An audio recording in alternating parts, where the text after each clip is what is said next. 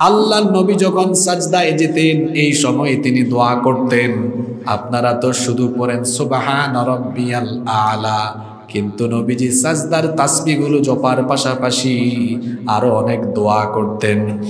যেমন আবু হুরায়রা রাদিয়াল্লাহু আনহু থেকে হাদিস বর্ণিত হয়েছে, তিনি বলেছেন আল্লাহর রাসূল যখন নামাজে সাজদায় যেতেন তিনি তখন দোয়া করতেন, আল্লাহুম্মা গফিরলি যামবি কুল্লাহু দিক্কাহু ওয়া জিল্লাহু ওয়া আউওয়ালাহু ওয়া আখিরাহু ওয়া আলানিয়াতাহু ওয়া সিররাহু।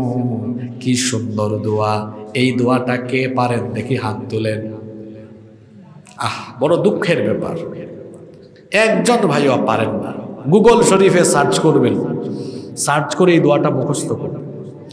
নবীজি সাজদায় এই দোয়াটা পড়তেন, আল্লাহুম্মা গফিরলি যামবি কুল্লাহু, হে আল্লাহ আমার সব গুনাহ তুমি মাফ করে দাও, দিক্কাহু ওয়া জিল্লাহু, কম হোক বা বেশি হোক, ওয়া আউয়ালুহু ওয়া আখিরাহু, প্রথম থেকে শেষ পর্যন্ত, আলানিয়াতাহু ওয়া সিররাহু, গোপন প্রকাশ্য যাবতীয় সব গুনাহ তুমি মাফ করে দাও।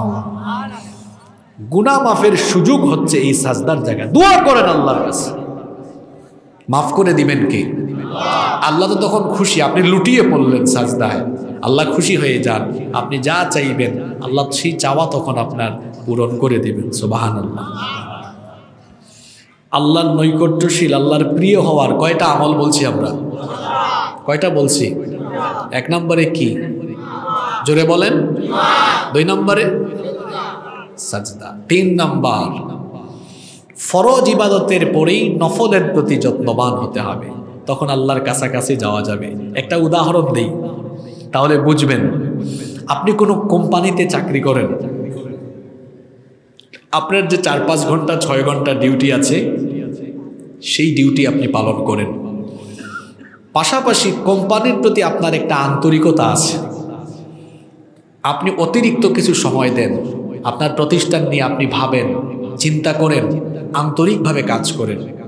অন্যান্য স্টাফের মতো আপনি নন। কোম্পানির চেয়ারম্যান বা এমডি এটা জানতে পারলে অন্যান্য কর্মচারীর প্রতি তার দৃষ্টি যেমন, আপনার প্রতি কি আর তেমন দৃষ্টি থাকবে? বলবে আমার এই কর্মচারী তো খুব ভালো, প্রতিষ্ঠানের প্রতি তার মায়া মহব্বত আছে, এই জন্য আপনার প্রতিও তার মায়া মহব্বত তখন বাড়বে। আপনি যখন ফরজ ইবাদতের পাশাপাশি নফলের প্রতিও যত্নবান হয়ে যাবেন, তখন আপনি আল্লাহর আরো প্রিয় হয়ে যেতে পারবেন। হাদিসে কুদসিতে এসেছে, আল্লাহ তাআলা বলেছেন, মা ইয়াতাকাররাবু ইলাইয়া আবদি বিশাইইন আহাব্বা ইলাইয়া মিম্মা আফতারাতু আলাইহি। যে সকল আমলের মাধ্যমে বান্দা আমার নিকটবর্তী হয়, সেগুলোর মধ্যে সবচাইতে প্রিয় আমল হলো যা আমি তার উপরে ফরজ করেছি, সেগুলো যথাযথভাবে আদায় করা। এরপরে আল্লাহ তাআলা বলেছেন, ওয়ামা ইয়াজালু আবদি ইয়াতাকাররাবু ইলাইয়া বিন-নওয়াফিলি হাত্তা আহিব্বাহু। ফরজ ইবাদতগুলো করার পরে আমার বান্দা যখন নফলের প্রতিও যত্নবান হয়ে যায়, তখন আমার বান্দাকে আমি ভালোবাসি। আল্লাহ যখন আপনাকে ভালোবাসবেন তখন আল্লাহ কি করবেন? সুসংবাদ শুনবেন। আল্লাহ তাআলা বলছেন, ফাইদা আহবাবতুহু কুনতু সামাহু আল্লাযী ইয়াসমাউ বিহি। আল্লাহ যখন কাউকে ভালোবাসেন তখন ওই ব্যক্তির কান আল্লাহর কান হয়ে যায়। সুবহানাল্লাহ মুখ দিয়ে বেরোয় না। আল্লাহ যখন কাউকে ভালোবাসেন তখন আপনার কান আল্লাহর কান হয়ে যাবে। শুধু তাই নয়, ওয়া বাসারাহুল্লাযী ইউবসিরু বিহি, ওই ব্যক্তির চক্ষু আল্লাহর চক্ষু হয়ে যাবে, যা দিয়ে সে দেখবে। শুধু তাই নয়, ওয়া ইয়াদাহুল্লাতী ইয়াবতিশু বিহা, তার হাত আল্লাহর হাত হয়ে যাবে।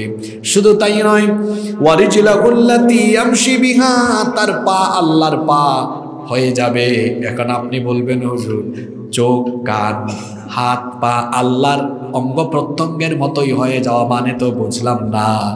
এর হাদিসের ব্যাখ্যায় মুহাদ্দিসগণ বলেছেন, এর মানে হলো এই অঙ্গ প্রত্যঙ্গগুলো আল্লাহর ইচ্ছায় পরিচালিত হবে, কারণ আল্লাহ তো তাকে ভালোবাসেন। আপনাদেরকে একটু সহজ করে বুঝাই তাহলে বুঝবেন। মা বাবা তো সন্তানকে ভালোবাসে।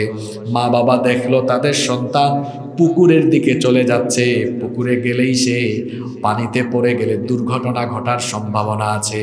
মা বাবার সন্তানকে পুকুরের দিকে যেতে দেখলে মা বাবা যেতে দিবে নাকি সন্তানকে ফিরায় আনবে? জোরে বলেন।